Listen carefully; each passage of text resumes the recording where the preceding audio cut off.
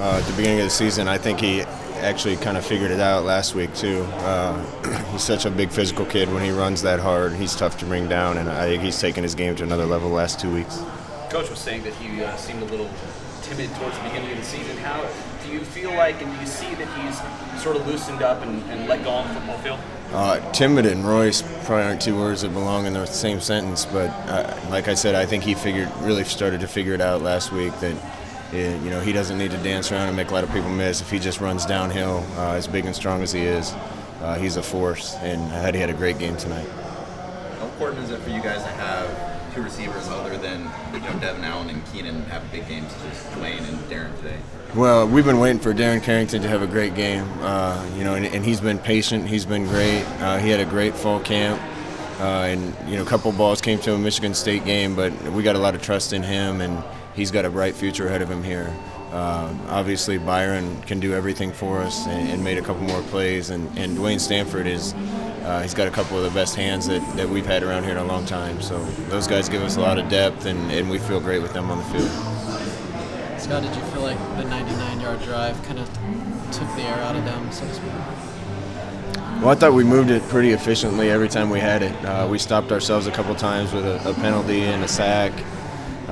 Missed a fourth down because we were in the wrong protection.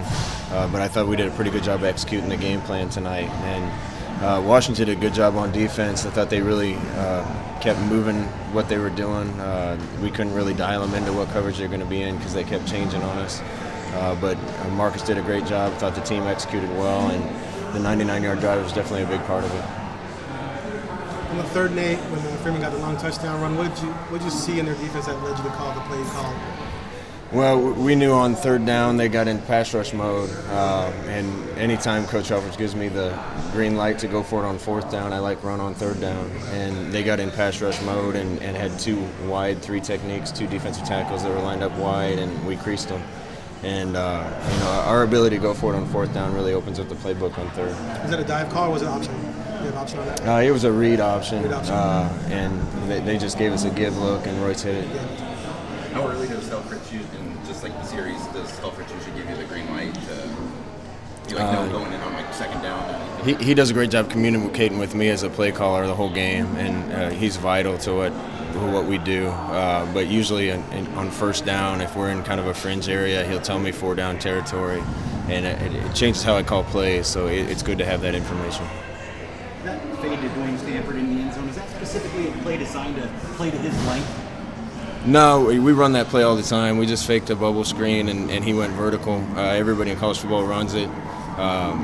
He's been good around here with deep balls and going up and getting balls over the top of people. I think he and Darren Carrington both give us guys that we can throw balls up to and expect them to go up over guys and get it. And we've seen it in practice with those two guys especially a lot. It's great to see one happen in a game. Did you feel like this was the best you guys have played this season as far as just running straight ahead? Last week I thought we turned a corner. I thought the line kind of was more aggressive last week and kind of figured out to let it rip and attack. And I think it carried over to this week. If we can continue running the ball like that, we're going to be hard to stop, and we'll have a chance in every game. How much have Jake and Cameron grown in that department? Well, getting Jake back last week was a big deal for us. It lets us use those other two guys on the same side and rotate them. Pisarcik's done a great job. Jake, when he gets his chances, comes in there and plays aggressive, attacks people. Cameron Hunt had a real breakout game last week and was a big reason we ran the ball so well. So those two guys give us some options at guard, and we're starting to get a little more depth on the offensive line.